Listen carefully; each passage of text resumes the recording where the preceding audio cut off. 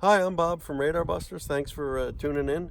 I have a Cobra Road Scout here, and we're going to do this as an instructional video on how to program this. Now, for those of you who are drive with radar detectors, this is going to be a little bit different because every other radar detector pretty much has its controls and programming changed by way of push buttons, pluses and minuses and things like this.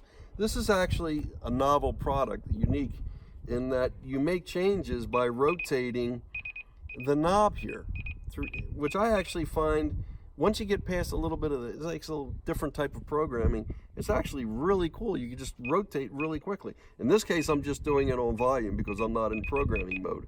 But you can see it gets really loud, and I can just go like that. Instead of down, down, down, down, down, it's just like, woo! I love it. So let's get closer in here, and then we're going to show you how to bring up the programming side. Now, there's two sides of this detector because it's a two-in-one product. There's the camera side, and then there's the radar side. So you can access programming in this detector for both, just like you can with the detector. The Drive HD is going to control the camera aspects and allow you to get videos and things like that.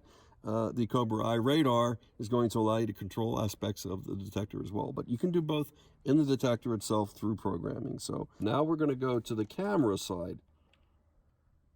Menu, radar, camera. Turn it over to the camera. Here we go. Video recording off. Okay, we're going to turn the recording on. So when you power it up, it's going to come on. 3 minutes. This does it in loop mode in increments. You can do it in 1 minute where the files are sliced in 1 minute increments, 3 minute increments, 5 minute increments, 1 minute. and I'm going to leave it at 3. I'm going to go the midway through. So when you loop all these recordings, you're going to Sensor, level 2. break the files up.